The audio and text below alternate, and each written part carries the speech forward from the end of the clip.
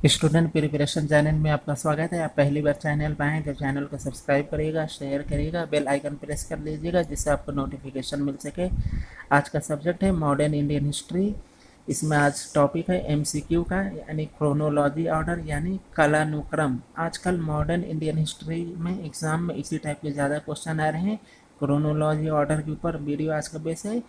चलिए दोस्तों, अब ज़्यादा टाइम नहीं लेते, आज का वीडियो शुरू करते हैं। ये दिए भारतीय राष्ट्रीय आंदोलन से संबंधित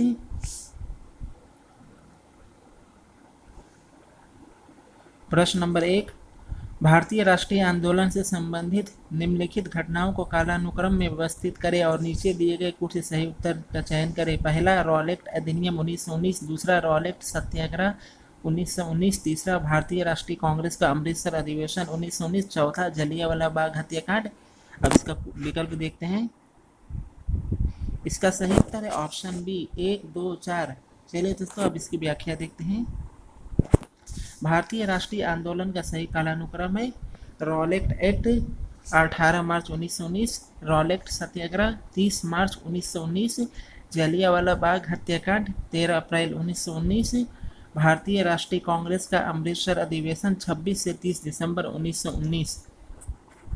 अगला प्रश्न, भारतीय राष्ट्रीय आंदोलन से संबंधित निम्नलिखित घटनाओं को कालानुक्रम में व्यवस्थित कीजिए तथा नीचे दिए गए कुछ से सही उत्तर चुनिए। पहला, महात्मा गांधी के दांडी यात्रा। दूसरा, पूना समझौता। तीसरा, सांप्रदायिक निर्णय। चौथा, गांधी इरविन समझौता। इसका सही उत्तर है ऑप्शन ए, 1, 4, 3। सबसे पहला है महात्मा गांधी की दांडी यात्रा, फिर आपका आएगा गांधी इरविन समझौता, तीसरे पे सांप्रदायिक निर्णय, चौथा पूना समझौता। 12 मार्च 1930 को महात्मा गांधी ने दांडी मार्च प्रारंभ किया। गांधी इरविन समझौता 5 मार्च 1931 को हुआ। सांप्रदायिक निर्णय 16 अगस्त 1932 को घोषित किया गया तथा पूना समझौता 24 सितंबर 1932 को हुआ। अगला प्रश्न, निम्नलिखित में से कौन सी घटना सबसे अंत में हुई? ऑप्शन ए, चौरी चौरा की घटना। बी, दांडी मार्च। सी, गांधी इरविन समझौता। डी, सांप्रदायिक निर्णय यानी अवार्ड की घोषणा। इसका सही उत्तर ऑप्शन डी, सांप्रदायिक निर्णय की घोषणा। इसकी व्याख्या देखते हैं अब। चौरी चौरा की घटना 5 फरवरी 1922, दांडी मार्च 12 मार्च 1930, गांधी इरविन समझौता 5 मार्च 1931, सांप्रदायिक निर्णय की घोषणा 16 अगस्त 1932।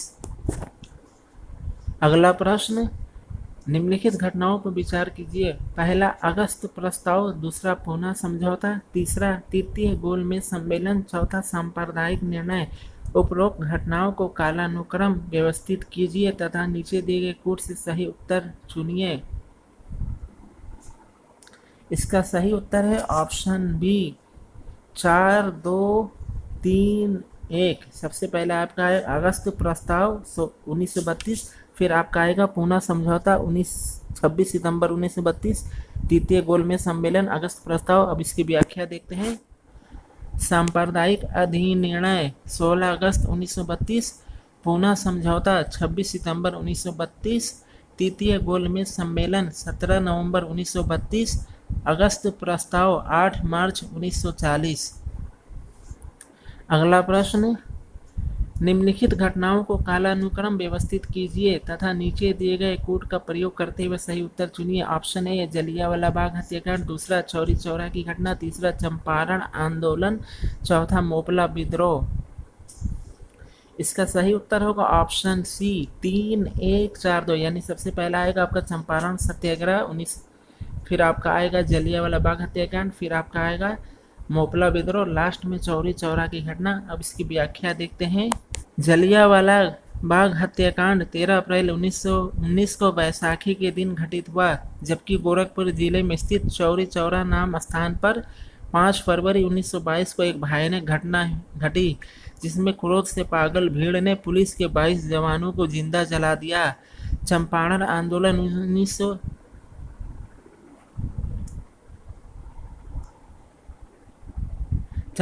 आंदोलन 1917 को गांधी जी के नेतृत्व में हुआ, जबकि मोपला विद्रोह 1921 ईस्वी में केरल के मालाबार तट पर कृषि जन्य कार्यों को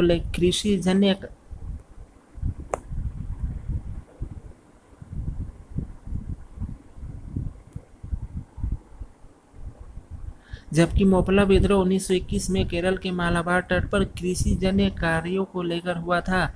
मोपला विद्रोह के स्थानीय नेता अली मुसलियार थे।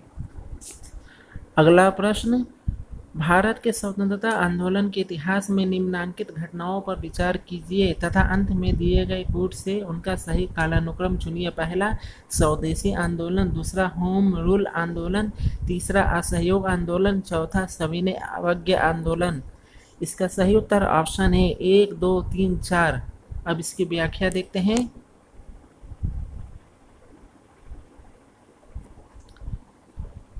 हिंदुस्तान में 20वीं सदी का उदय स्वदेशी आंदोलन के उदय के साथ जुड़ा है। स्वदेशी आंदोलन वास्तव में बंगाल विभाजन 1905 के विरोध में एक आंदोलन के रूप में पैदा हुआ। इस आंदोलन ने आत्मनिर्भरता, आत्मशक्ति का नारा दिया। यह आंदोलन उपनिवेशवाद के खिलाफ पहला सशक्त राष्ट्रीय आंदोलन था। होम रूल आंदोलन 1916 के समय एनी बेसेंट और तिलक का नाम जुड़ा है। एनी बेसेंट होम रूल आंदोलन के माध्यम से अंग्रेजी शासन के विरुद्ध असंतोष को वैधानिक सीमाओं तक सीमित रखना चाहती थी।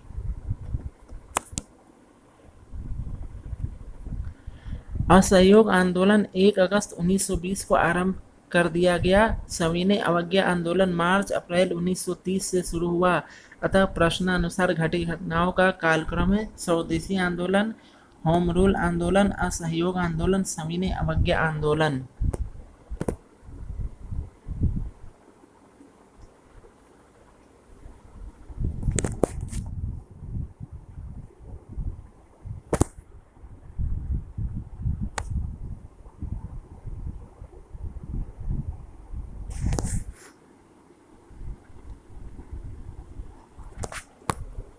अगला प्रश्न, निम्न को कालानुक्रम में लगाइए तथा नीचे दिए गए कूट से सही उत्तर चुनिए। पहला, दांडी मार्च। दूसरा, जलियांवाला बाग नरसंहार।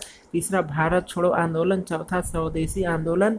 इसका सही उत्तर है ऑप्शन बी 4, 2, 1, 3। सबसे पहले स्वदेशी आंदोलन 1905, फिर आपका आएगा जलियांवाला बाग 1919, फिर आएगा दांडी मार्च 1930, लास्ट में आपका भारत छोड़ो आंदोलन। अब इसकी व्याख्या देखते हैं। दांडी मार्च 12 मार्च 1930 को गांधी जी अपने 18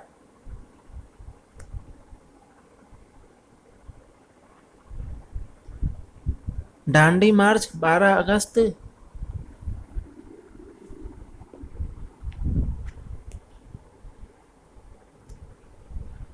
दांडी मार्च 12 मार्च 1930 को गांधी जी अपने 78 सहयोगी के साथ साबरमती आश्रम से 200 मील दूर समुद्र तट पर बसे दांडी गांव में 6 अप्रैल को पहुंचकर नमक बनाया और नमक कानून का उल्लंघन किया। जलियांवाला बाग नरसंहार 13 अप्रैल 1919। भारत छोड़ो आंदोलन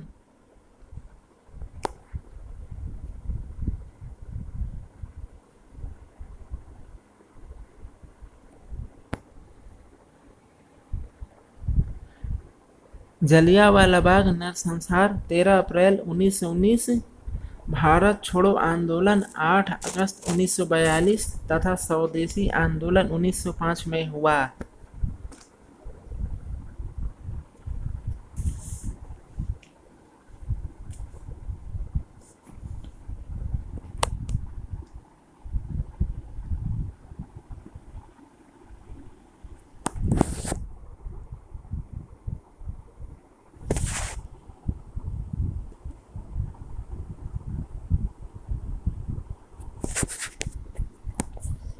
अगला प्रश्न, निम्न घटनाओं पर विचार करें तथा निम्न कूटों में से सही उत्तर का कालानुक्रम चयन करें। पहला, नौजवान भारत सभा निर्माण। दूसरा, स्वराज दल का निर्माण। तीसरा, दांडी मार्च। चौथा, जलियांवाला बाग त्रासदी। इसका सही उत्तर है ऑप्शन सी 4, 2, 1, 3। यानी सबसे पहले जलियांवाला बाग त्रासदी, लास्ट में आपका आएगा दांडी मार्च। अब इसकी व्याख्या देखते हैं।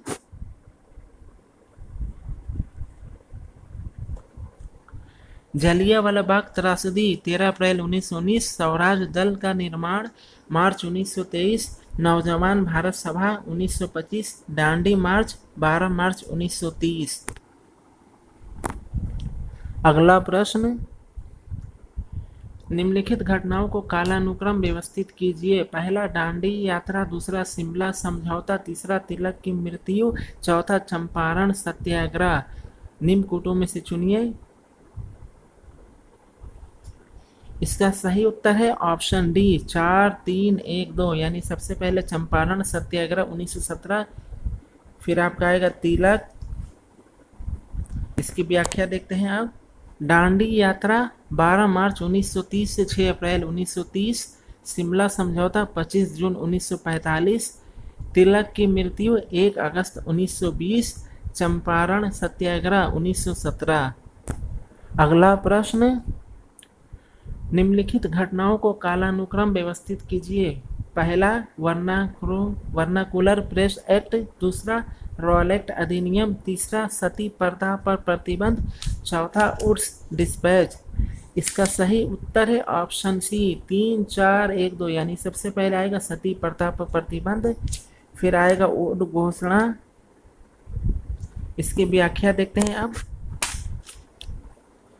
सती प्रथा पर प्रतिबंध 1829 ईस्वी, उड्स घोषणा पत्र 1854 ईस्वी, वर्नाक्यूलर प्रेस एक्ट 1878 ईस्वी, रॉयल एक्ट अधिनियम 1919 ईस्वी।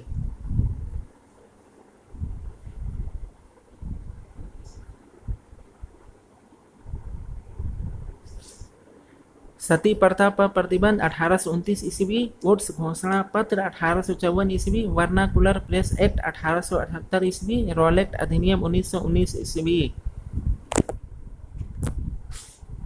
चलिए दोस्तों, आज का वीडियो यहीं समाप्त करते हैं। स्टूडेंट प्रिपरेशन चैनल पे आपका स्वागत है। आप पहली बार चैनल पर हैं तो चैनल को सब्सक्राइब करिएगा, शेयर करिएगा, बेल आइकन प्रेस कर लीजिएगा, जिससे आपको नोटिफिकेशन मिल सके जब भी मैं नए वीडियो को अपलोड करूं।